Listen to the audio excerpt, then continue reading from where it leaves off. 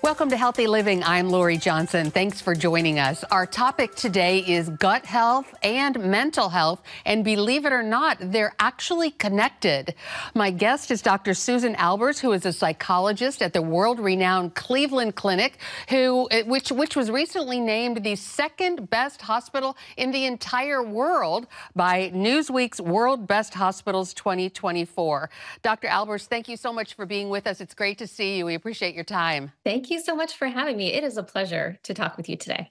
So you are a psychologist and you deal with all types of mental health issues. And, you know, we've seen over the last few years, over the last several years, really, the incidence of depression and anxiety and other types of mental health disorders increasing. What's going on here? What's really happening? It is concerning. This is my 20th year at the Cleveland Clinic. And over time, and particularly in the past few years, I've seen a skyrocketing amount of depression, anxiety, particularly since the pandemic. There has been a lot of stress in the world, and it really speaks to me and to a lot of my colleagues about how much we need to prioritize mental health in our world. We really need to make it accessible to reach out for mental health and to teach kids early on how to cope with all the stress we have in the world. Well, so you talk about people needing mental health help and having issues like depression and anxiety. How do people know if they actually are suffering from these conditions? I mean, what are some of the symptoms? Some of the telltale signs are related to difficulty in functioning in your everyday life. It's normal to have small amounts of stress and have a bad day here and there. But when it is persistent over time and it impacts your sleep, maybe you have insomnia, just can't turn off your brain at night and go to sleep, difficulty with eating. Isolating is a significant factor. Changes in mood, crying, irritability.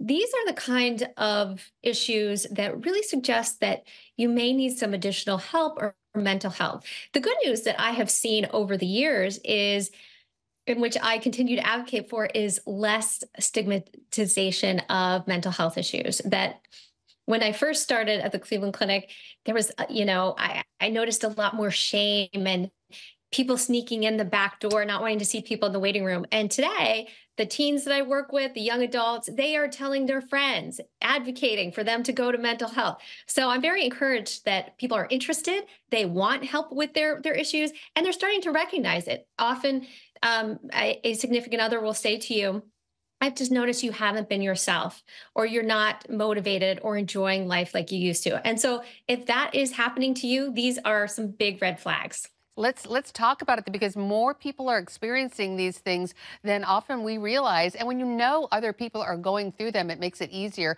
to talk about. And so talk to your doctor, your primary care physician, and they can perhaps refer you to a mental health expert, or you can go directly to a mental health expert.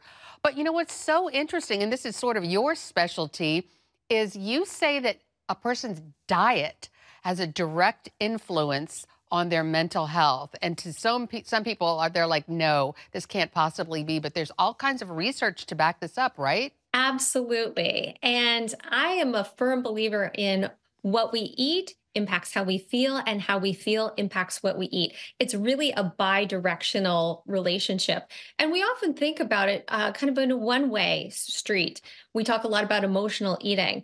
But what I found in my patients, and even in, as you're saying, all of the research, is that what we eat can have such a direct impact on how we feel on a day-to-day basis. There are studies that look at what people have eaten and 3 days later can predict how they are going to feel based on what they have eaten. So it's a really powerful way to change the way that you eat to impact your mental health. So basically, this kind of all boils down to the gut. And this whole idea of gut health is kind of, hasn't really been on the scene, but for the last 10 years or so. Right. And so Yeah. the bottom line is, inside our intestines or our gut are all these bacteria that are like living creatures. And these bacteria can somehow or other affect our neurotransmitters and the way we think and feel. Am I right there? Absolutely. And it's complicated. And as you were saying, that the research is brand new and it is exploding every day. Your gut and your brain are interconnected in the gut brain axis. And we often think that our feelings begin in our brain, but they actually have to do a lot with our gut and they impact each other. So, for example, if you're feeling um, anxious, you feel it in your stomach. You might have an upset stomach, or if you're feeling scared, you feel it in your gut.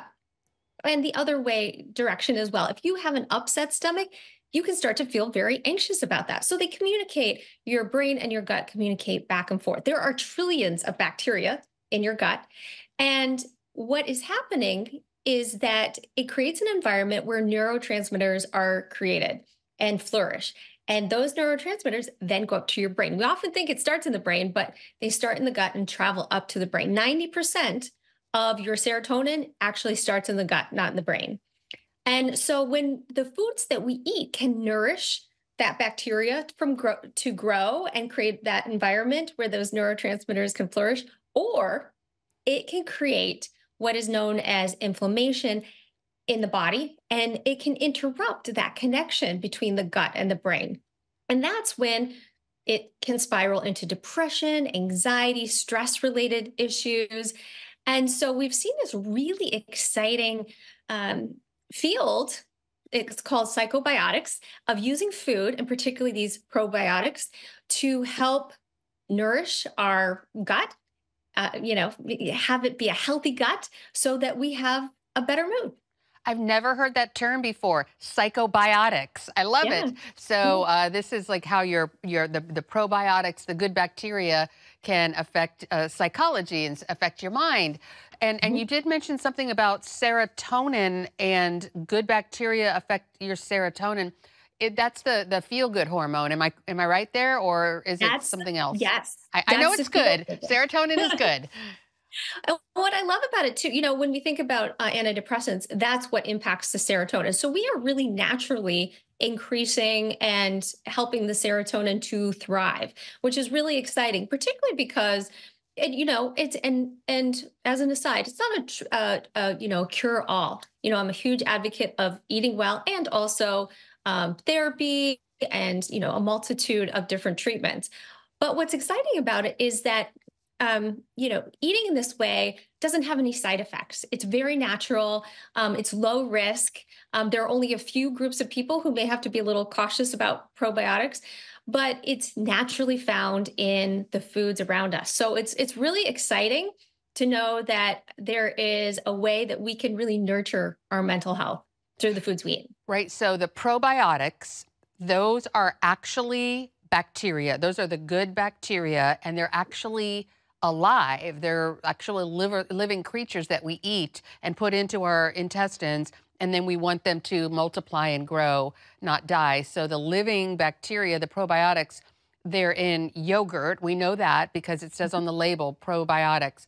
When you go down the yogurt aisle, there are 1,000 different choices, not just yogurt, but also the cashew yogurt and the almond yogurt, not even cow's milk yogurt. What kind of yogurt should we be eating if we want to improve our gut microbiome? You're absolutely right. You want to look for right on the package. It says live, and I have a few examples here, which I can show you. Live and raw probiotics. It will say right on the package. This is another example. This is kefir. This is like yogurt, but it's a liquid, a little bit more sour in taste. We've got, as another fermented food, sauerkraut.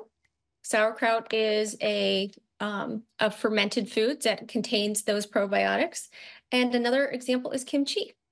This is a food that's often maybe new or unfamiliar to many people, but these are all great options for helping to nourish your gut.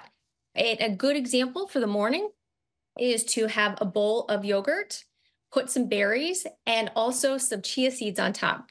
Another piece of this is also what is known as prebiotics. Prebiotics are the foods that help to actually feed the probiotics, that good Okay. bacteria. So All it's the right. food. This is great stuff. We're going to take a break and be right back to talk more about probiotics and prebiotics, how to get our mood right by eating right. All right, we're going to be right back with Dr. Susan Albers with the Cleveland Clinic. Stay with us.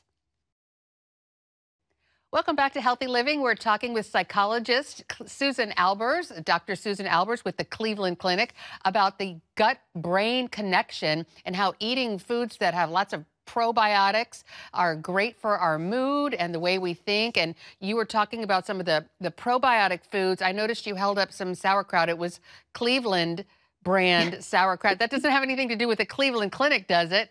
It does That's not. just a No, coincidence. no. Okay. I really like it. There's two things I really like about it. Is one, it tastes good, and it's already made for you because I know sometimes that can be a process to make. But also, it's in the refrigerated section, and that is a key part when you're looking for a lot of these fermented foods. Because if how else do we get sauerkraut? It's in a jar. That is not does not contain the live probiotic bacteria. So that is an example of one that you would find in the refrigerated section. Okay, good, because I've seen sauerkraut in cans in the Yes. Yep. canned vegetable section. So that's the live bacteria have already been killed in the canning Yep. process. And you know, when I go looking for probiotic foods in the refrigerated section, sometimes I see kimchi and sauerkraut, and sometimes they'll have all kinds of fermented vegetables. Are some better than others? The fermented vegetables are a great option as well. The one in particular that is often fermented and great is pickles. And a lot of us love pickles. That's something that we can add to our sandwiches or even just snack on. So that is a really great familiar option for many people. I've always heard the benefits of kimchi, and honestly, it is hard for me to choke down some kimchi, but I'll do it because I feel like it has the most probiotics, whereas sauerkraut and, Mhm. pickles are really good. Are there more good bacteria in kimchi than, for example, sauerkraut or pickles? It really depends on the food and who has made it. It's also, if for some people who if they struggle with eating some of these foods, they taste a little sour, they're unusual. I always say start a little bit at a time. Get your taste buds to adapt because this is maybe a new taste and your taste buds may not be adapted. But if it's something that you want to try out, you can also get some supplements. Now, you have to talk to your doctor because there are many different strains of probiotics and different amounts, and certain strains are more helpful for anxiety, depression. So I would strongly, if you feel like food is one option, but you can also supplement with supplements. So when you talk about certain strains, the lactobacillus and all Yeah. those types of Yeah. strains that are good for your mental health, where can we find the list of what types of specific bacteria are good for your mental health? Absolutely. And that's where I would recommend either talking to your doctor. There's also, if you do some Googling on some quality research sites, like I know the Cleveland Clinic has some references to probiotics and others, because this is information that has been well researched. These different strains, they have looked at if you take this strain, how is going to affect your mental health. Some are better for GI distress, others are good for depression. So you do have to do your homework, look into it a bit, but there's lots of studies that are out there. And so we talked about the yogurt, that's good. And then the fermented foods like kimchi, pickles, and sauerkraut. What else? I heard miso. Is that true? At the kind of you Miso, get at yep, the at a yep. Japanese restaurant. What are some of the And foods that have the probiotics in them? the tempeh too, which is kind of like tofu as well. That might be a one that's not as familiar. But I also want to mention the prebiotics. So not the probiotics, but the prebiotics, which is the food for the good bacteria in the probiotics. And I know it can get a little confusing. Those foods are things like onions and garlic. So that can be something that, if you want to add onions and garlic to a lot of different things, that is going to help with that gut bacteria. Bananas are also a good option, asparagus. So the chia seeds as well, those are all helpful in this whole process. So the prebiotics are the foods that the probiotics eat. So the Right. probiotics are actually living creatures, and they, like all living creatures, need to eat. So they Mhm. eat things like asparagus and onions and garlic and chia seeds. And I heard some of the other ones were really good, like jicama or dandelion greens are really good prebiotics. Do they have to be raw? And also about the tempeh, can you cook it or does it have to be raw? That one is one that you can do either the cooked or raw. Again, it's in the refrigerated section. You want to look for Hmm. the live Hmm. version of it, and it's one that I think if you're not familiar with, if you just do a little bit of research on it, there's lots of great recipes. I think that is one that you, particularly if you like tofu, that you can introduce into your diet. How much of this stuff do you have to eat? For example, if you eat a half a cup of yogurt every day, is that going to do it? Yeah, I was recently reading a study that participants were given a cup of yogurt twice a day for 4 weeks, and there was a significant difference in how calm they reported they were feeling. Wow. So, I mean, there's lots of different variables, but it is something that if you introduce into your diet every day, definitely talk to your doctor. Only people who need to be cautious are those who may have some kind of immune compromise because you're introducing bacteria, Right. and so that could be an issue, and there may be some other conditions that you may want to be a little bit cautious, because again, it's bacteria. Mhm. Now the opposite is true as well. Those processed foods that we're eating, they contribute Okay. in many ways. That was that's kind of the big bummer about this. It's not just adding probiotics, it's taking away all the delicious food. We're going to take a break and come back to that. And we'll be right back with Dr. Susan Albers, psychologist at the Cleveland Clinic, talking about the gut-brain connection. Stay with us. Welcome back, and we're talking with Cleveland Clinic psychologist Dr. Susan Albers about the gut-brain connection. And so we're convinced, yes, we need to eat the probiotics and then the prebiotics to feed the probiotics. But unfortunately, right before the break, you said we have to cut some things out because not only do we want to make the good bacteria flourish, but we need to get rid of the bad bacteria. So how do we do that? Yeah, I'm always an advocate of mindful eating, being mindful of what you eat and how it impacts you, particularly certain foods. A recent study came out about processed foods. Those who ate more ultra processed foods had a higher incidence of anxiety and depression. And we have to be a little careful about that because we can't say causation that this eating those processed foods cause depression, because if you're depressed, sometimes you reach for those ultra Oh, processed foods. yeah, We don't have the energy. But when you look absolutely. across studies, the rationale behind it is when you're eating those processed foods, it causes that inflammation and interrupts those neurotransmitters going to your brain. And so that is what is thought to be the reason these ultra processed foods could be like a bomb to our mental health at times. And all Comforting. that Yeah. stuff is what we want when we feel down, but Mhm. you're saying that it's like the worst thing for our mental health. Eating well is an investment in yourself, in your mental health. And we're not going to be perfect all the time. We have got to eat some ultra processed foods in our lives just to survive.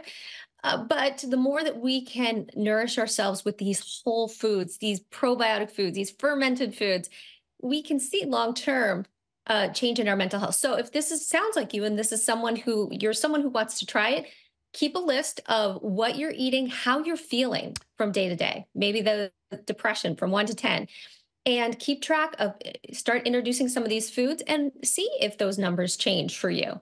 That is a great because if we start experiencing better mental health, that'll help us stay away from these ultra processed foods. What's the definition of an ultra processed food? Many foods are ultra processed in the sense that any kind of chemical reaction or changing the formation. So things like chips, a whole food would be the potato, ultra processed is potato chips. And so it's any of these foods that have gone through some sort of transformation. And the more that we can stick to those whole foods, the better. They're filled with fiber. Once they're ultra processed, they strip out all of those good nutrients. It's complicated. That's one factor. There's sleep, there's stress in our lives, there's many different factors that are part of it, but it is one piece that we can put some attention to. You were talking before about people with autoimmune situations. Wanted to just quickly get your take on some drugs that people take, like antibiotics or things for, acid reflux or things like that. Did those harm the gut? Particularly antibiotics. Antibiotics are killing the bacteria in your body, and we need them in some ways because they're killing that bad bacteria, but they can also kill the good at the same time. So, whenever you are going to take any kind of medication, and particularly antibiotics, it's really important to talk to your doctor about that and supplement after you're done with the antibiotic probiotics to restore that Mhm. good bacteria into your gut. Put them back in there after the antibiotic treatment. Okay, we're going to take one final break and be right back with Dr. Susan Albers about the gut-brain connection. Stay with us. Stay connected with CBN News all day across our platforms.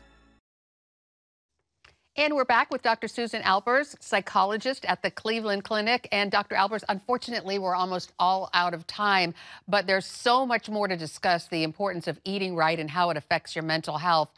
Can you I have tell our two books. viewers, how people can find out more information? Yes, they can go to my website, eatingmindfully.com. I talk all about emotional eating, mindful eating, how foods impact your guts and your mental health. 50 ways to soothe yourself without food is great for emotional eaters who want to change their relationship to food. But you can learn all about it on my website, eatingmindfully.com. And also the Cleveland Clinic has amazing resources to help people to improve their eating habits. So when you talk about eating mindfully, just in a nutshell, what does that mean? I would say it's talking to people more about how they eat than what they eat. We have a lot of mindless eating habits that we do every day that we fall into. And so I really work with people on restructuring those because we often know that we should eat something healthy, that's good for us. But so many things get in the way: stress, habits, anxiety. And so it's being much more conscious of your food choices. Well, this is fantastic information. I'm sure it'll help a lot of people. Dr. Susan Albers, the Cleveland Clinic psychologist, thank you so much for being with us today. We really appreciate your time. Thank you so much. And thanks to you for tuning into this edition of Healthy Living. I'm Lori Johnson, and we'll see you again next week.